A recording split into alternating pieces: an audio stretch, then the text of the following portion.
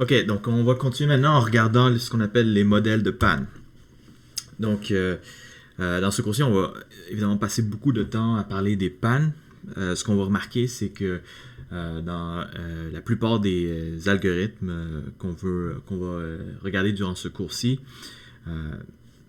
si on n'avait pas besoin de considérer les pannes, ces algorithmes pourraient vraiment être beaucoup plus simples. Okay? Ils pourraient fonctionner vraiment de façon très simplifiée dans la situation où il n'y a pas de panne. Mais malheureusement, évidemment, dans un vrai système, on ne peut pas ignorer les pannes. Et à ce moment-là, ça va ajouter beaucoup de complexité à nos algorithmes et ils vont donc ajouter beaucoup d'étapes additionnelles, des messages de plus pour justement s'assurer que ça fonctionne même quand il y a des pannes. Donc, tout ça pour dire que quand vous allez regarder donc les algorithmes, des fois, vous n'allez pas comprendre pourquoi est-ce qu'il y a tellement de phases, il y a tellement de messages, tellement de choses à envoyer entre les machines pour accomplir des tâches qui sont relativement simples. Ben, vous devez vous rappeler que oui, effectivement, dans la situation où il n'y a pas de panne, ces messages ne sont pas nécessaires, mais le problème, c'est qu'on ne sait jamais s'il y a des pannes ou non, et donc ces messages doivent être tout le temps envoyés là, pour garantir que ça fonctionne dans tous les cas.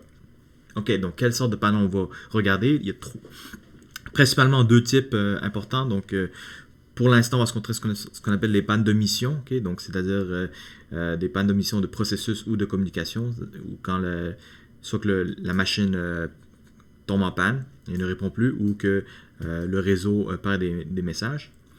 Et plus tard, on va parler, quand on va parler de blockchain, on va parler des pannes arbitraires, ce qu'on appelle aussi des pannes byzantines, où l'information peut être corrompue de façon arbitraire. Bon, il y a aussi une troisième catégorie qui existe entre les pannes de mission et les pannes arbitraires, qu'on appelle les pannes de temporisation, où les messages sont correctement envoyés, mais ils ne sont peut-être pas envoyés dans le bon temps. C'est-à-dire que ça se peut que les messages sont envoyés trop tôt ou trop tard. OK.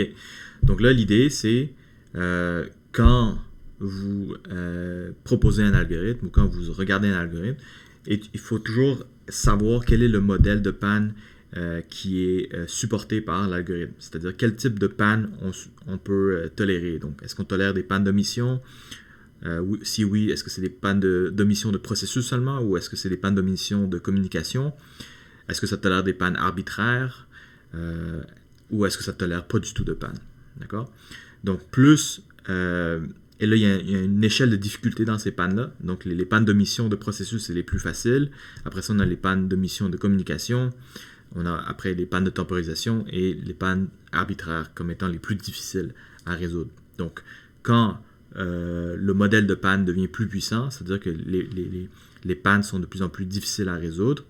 Et si on a un modèle plus faible de panne, ça veut dire que les pannes sont moins fortes, sont moins sévères. À ce moment-là, c'est plus facile pour l'algorithme de fonctionner.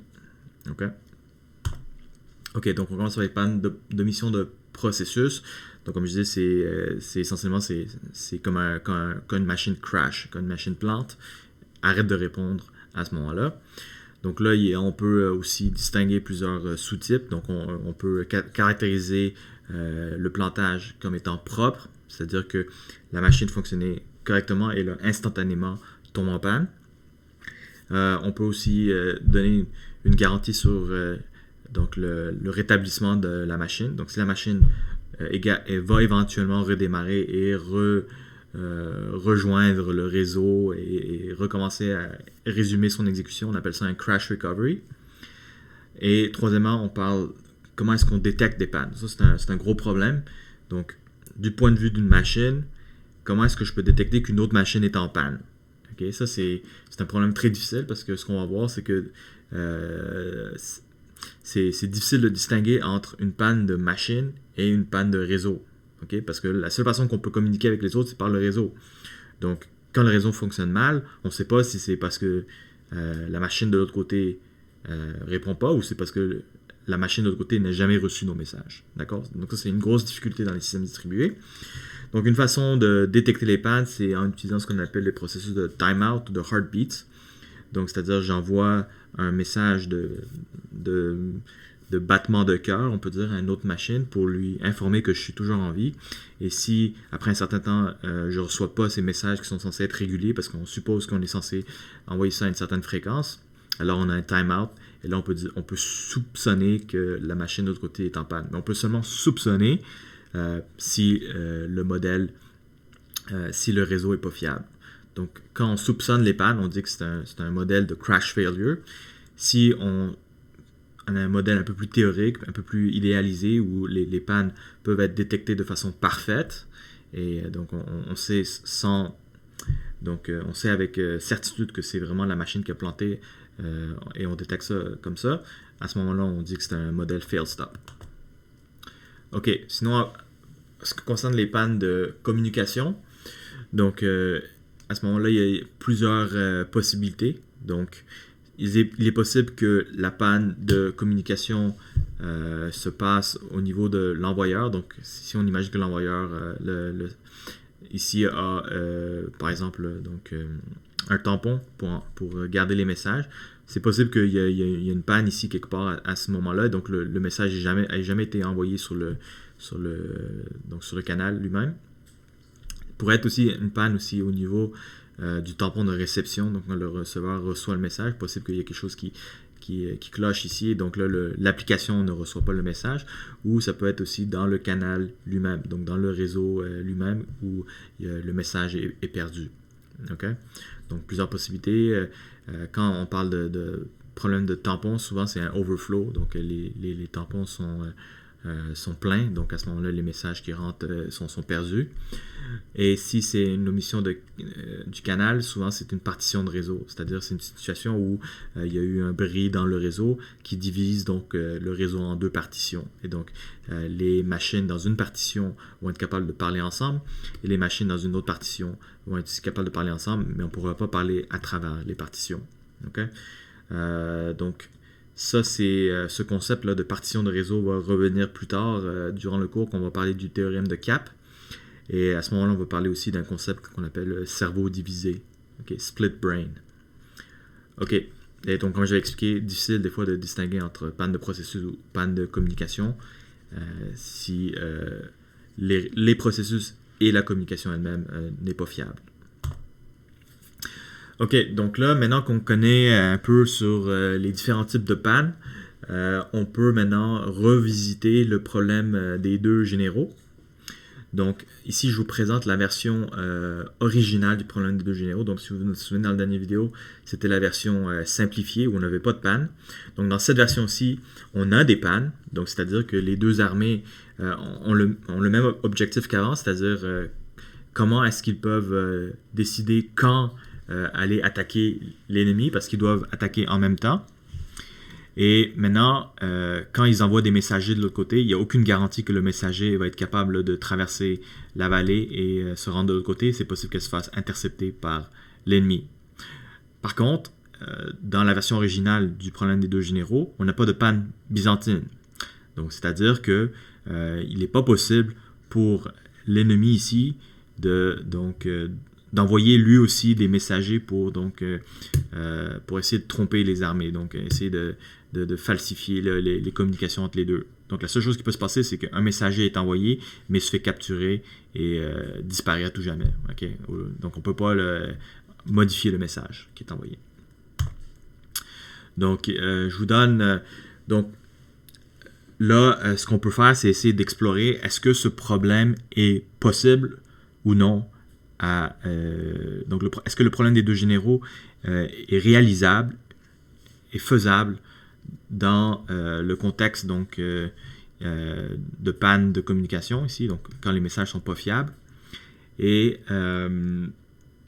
donc quel protocole potentiellement pourrait donc résoudre le problème.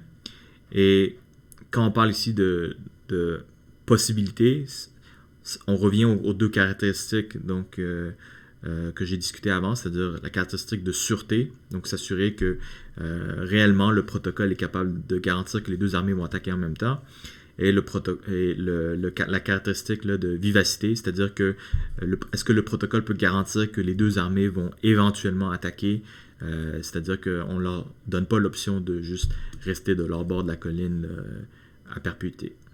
OK, donc ici je vous donne un protocole naïf, un protocole simple, et on va voir si ça fonctionne. Donc, imaginez que l'armée numéro 1 décide d'envoyer un message qui dit OK, je propose d'attaquer à midi. Donc, qu'est-ce qui peut se passer? D'accord? Dans une situation où les messages ne sont pas fiables, du point de vue de l'armée 1, si j'envoie ce message-là, attaque à midi, j'ai aucune idée est-ce que le message va être reçu ou non. D'accord? Donc, si, supposons que ce message a 50% de chances d'être intercepté, d'accord? Donc là, si j'envoie le message et que je décide d'attaquer, j'ai 50% de chances d'échouer. Parce que selon le protocole, s'il y a 50% de chances que le message soit intercepté, ben c'est possible que l'armée numéro 2 ne reçoit pas mon message 50% du temps, et à ce moment-là, j'échoue. Okay? Et selon la propriété de notre définition de sûreté, il faut être sûr à 100%. Okay? Donc, pas 50%, pas 99,999%, c'est 100% garanti. Il faut que je sois 100% garanti que l'attaque va fonctionner avant de me commettre à faire l'attaque. Okay? Donc, clairement, si moi je fais juste envoyer un message et qu'il y a un certain pourcentage de chances que ce message-là soit intercepté, le protocole ne peut pas terminer juste après, après ce message-là. D'accord? Parce que du point de vue de l'armée 1, je vais avoir un doute là, sur est-ce que mon message va vraiment être reçu par l'armée 2. Donc, le protocole ne peut pas juste avoir un message. Donc, qu'est-ce qui peut se passer? On pourrait faire un protocole à 2 messages. Donc, l'armée numéro 1 pourrait envoyer le message. Et là, l'armée numéro 2, quand elle reçoit le message, peut répondre pour confirmer et dire « Effectivement, on va faire une attaque à midi ». Donc là, ça peut résoudre le problème du point de vue de l'armée 1. Donc, c'est-à-dire que du point de vue de l'armée 1, j'attaque seulement si je reçois la réponse « attaque à midi ». Parce que ça veut dire que de mon point de vue de l'armée 1, si j'envoie un message attaque à midi et je reçois une réponse attaque à midi, je suis garanti que mon message original a passé, okay? A pas échoué dans les 50% de chances, par exemple, d'échouer. Ça a vraiment fonctionné. L'armée 2 a reçu le message. Et donc là, à ce moment-là, moi, je suis sûr que l'armée 2 a reçu mon message original. D'accord? Donc, l'armée 1 pourrait effectivement décider d'attaquer à ce moment-là. Okay? Donc, après avoir reçu la réponse. Quel est le problème? Le problème, c'est l'armée 2. Parce que dans une situation ici où l'armée 2 envoie sa réponse attaque à midi, d'accord? Ben, cette réponse-là est aussi sujet là, au problème de fiabilité. Donc, si on imagine que cette réponse-là a 50% de chance d'être reçue par l'armée 1, ben là, l'armée 2, si elle décide de se commettre à l'attaque, après avoir envoyé cette réponse-là, ben elle a 50% de chance d'échouer. Parce que si elle se commet à l'attaque et par malchance, sa réponse n'a pas été reçue, ben l'armée 1 ne va pas avoir attaqué. Parce que l'armée 1 attaque seulement si elle reçoit la réponse. D'accord? C'est le protocole que l'on vient de décrire. Donc, l'armée 2 prend un risque si elle attaque juste en envoyant sa réponse sans, dans ce protocole-ci, il y a 2 messages. D'accord? Donc, ça veut dire que le protocole ne fonctionne pas parce que il faut que l'armée 1 et l'armée 2 soient à 100% de chance soit 100% garantie de l'attaque pour que ça fonctionne. Parce que si l'armée 2 n'est pas 100% garantie d'attaquer, ben là, l'armée 1, si elle va attaquer après avoir reçu la réponse, ça ne fonctionnera pas parce que l'armée 2 n'est pas sûre d'attaquer, donc il y aura juste l'armée 1 qui va attaquer après avoir reçu cette réponse-là, et on aura un problème. OK? Donc, ça veut dire quoi? Ça veut dire que peut-être que cette réponse-là doit être reconfirmée par l'armée 1. Donc, l'armée 1 doit confirmer la réponse. D'accord? Donc, envoyer un deuxième message.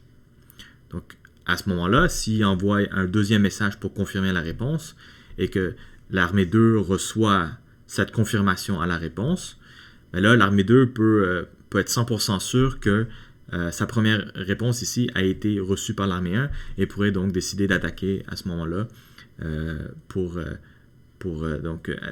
peut déterminer que, OK, ma réponse a bien été reçue, donc je suis sûr que l'armée 1 connaît ma réponse, et là, je vais attaquer. Mais là, c'est quoi le problème? Ben, c'est l'armée 1. L'armée 1 n'a pas de garantie que sa confirmation de la réponse a été reçue ou non. Donc, si l'armée 1 décide d'attaquer tout de suite après avoir envoyé la confirmation à la réponse, ben, on a le même problème. C'est-à-dire que s'il y a 50% de chances que ce message-là tombe à l'eau, ben là, il va aller attaquer, puis l'armée 2 ne va pas attaquer, parce que l'armée 2 attend une confirmation à la réponse pour attaquer, et s'il ne reçoit pas cette confirmation-là, il ne va pas attaquer. Donc l'armée 1, s'il se commet à attaquer après juste envoyer la confirmation à la réponse, le deuxième message, prend un risque de 50% de perdre. Et donc, encore une fois, c'est une situation où l'armée 1 n'est pas garantie. Donc, comment on peut résoudre ce problème-là? L'armée 2 doit confirmer la confirmation et envoyer un deuxième message. Et le problème continue de persister. C'est-à-dire qu'il envoie un deuxième message, mais là, il ne sait pas si ce message-là va être reçu ou non. Donc, s'il se commet, il y a 50% de chances de perdre.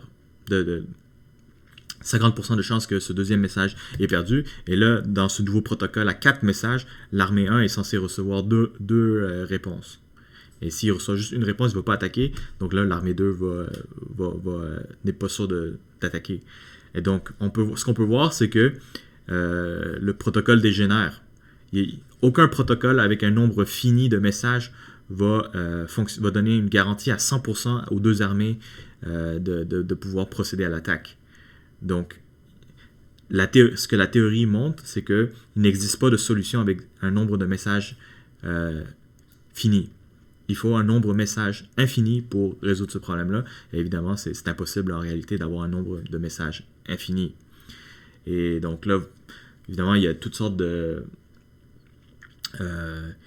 variantes sur ce problème-là qu'on pourrait explorer. Par exemple, mais si on n'a pas besoin de 100% de confirmation, est-ce qu'on peut résoudre ce problème de façon probabiliste?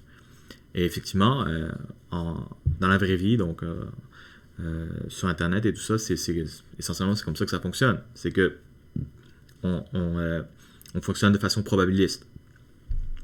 Ici, la théorie est vraiment stricte. Elle demande une garantie à 100%, mais peut-être une garantie à 99%, ou quelque chose comme ça, c'est suffisant pour moi de faire l'attaque pareil. Okay? Donc à ce moment-là, je pourrais par exemple envoyer 20 messages et m'attendre à recevoir 20 réponses. Mais si j'en reçois 19 sur 20 ou 18 sur 20, ça me donne une assez haute confiance que le réseau fonctionne bien et de procéder à l'attaque. D'accord? Mais je peux pas être 100% sûr. C'est ça le problème. OK. Donc, ça, c'est le problème théorique. OK. Troisième type de problème, donc, qu'on va parler un peu plus durant la section de blockchain, c'est les pannes byzantines. Donc, à ce moment-là, ce qu'on dit, c'est que les machines peuvent faire n'importe quoi, essentiellement.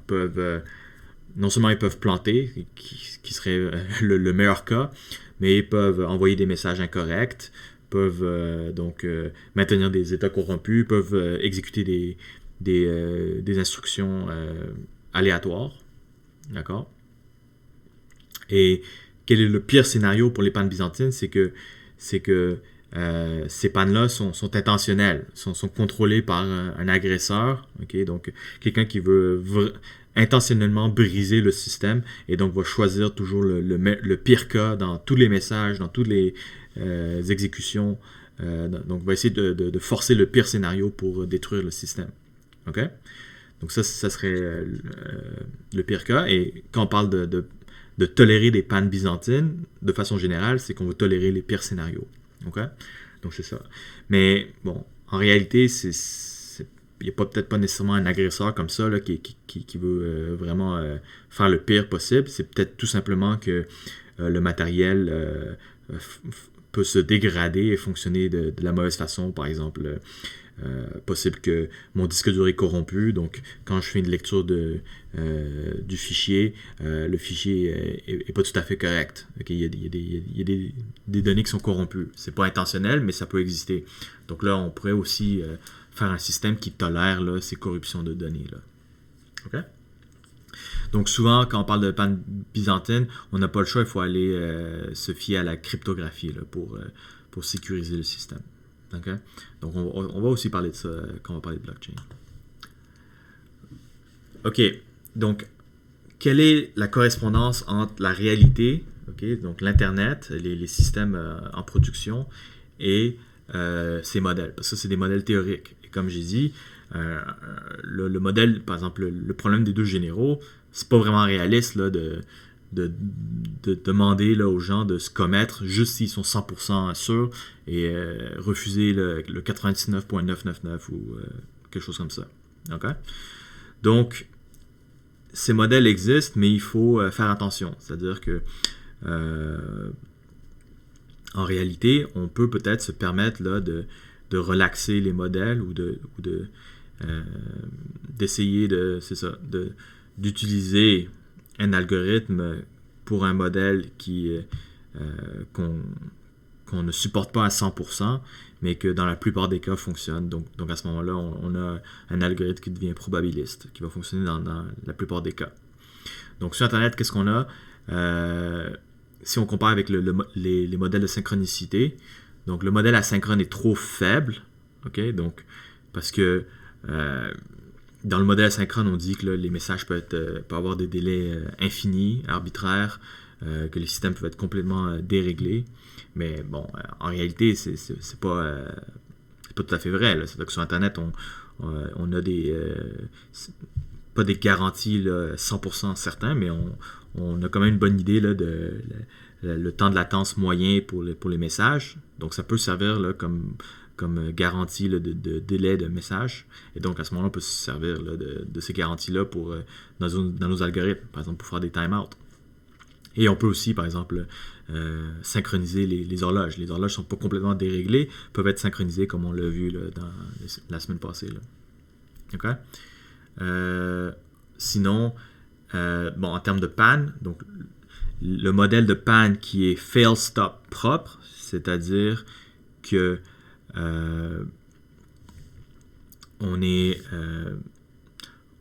les machines tombent en panne instantanément, c'est peut-être trop faible. Okay? Donc, c'est-à-dire que en réalité, quand une machine devient défectueuse, c'est peut-être pas là, c'est pas garanti que la machine juste tombe instantanément en panne sans avoir envoyé de messages corrompus ou quoi que ce soit. Là. Des fois, ce qui peut se passer souvent, c'est qu'il y a quelque chose qui est défectueux dans la machine, donc la machine commence à se dégrader et à corrompre des informations, et là, après ça, tombe en panne. Donc, c'est pas tout à fait 100% propre. Et quand on parle de modèle fail-stop, c'est-à-dire une détection parfaite des pannes, ça, par contre, c'est pas adéquat en réalité parce qu'on n'a pas des détections de panne parfaites. Et sinon, de l'autre côté, on parle des pannes byzantines. Donc, en réalité, le modèle byzantin est trop fort parce que, comme j'ai dit, c'est vraiment un modèle paranoïde où l'agresseur peut imaginer le pire scénario possible, possède là, toutes les ressources du monde, tout l'argent, c'est ça, tout le matériel nécessaire pour causer une attaque extrêmement dévastateur. Mais bon, en réalité, les agresseurs ont des limites sur ce qu'ils peuvent faire. Et il y a aussi des concepts de rationalité, c'est-à-dire que quand on attaque le système ou quand on dévie du protocole, souvent c'est pour faire un profit. Donc on ne va pas là, dépenser tout plein de ressources là, juste pour détruire quelque chose si on ne gagne rien en retour. Donc à ce moment-là, ça nous permet là, un peu de relaxer le système, relaxer le modèle de panne et ce qu'on appelle rationaliser le type de panne qu'on reçoit. Donc, pour l'instant, on regarde la théorie classique où c'est vraiment tout est vraiment noir sur blanc, c'est clair, ok. Donc panne de crash, panne byzantine, ok, et modèle synchrone, ça simplifie là, notre explication puis notre compréhension de la théorie. Mais en réalité, il y a beaucoup d'opportunités pour optimiser nos algorithmes si on est capable de juste de spécifier en plus de détails, avec une plus grande granularité, le type de panne, la synchronicité de notre système, selon vraiment les besoins précis et le matériel précis qu'on utilise là, pour notre système. OK, donc c'est tout pour cette vidéo.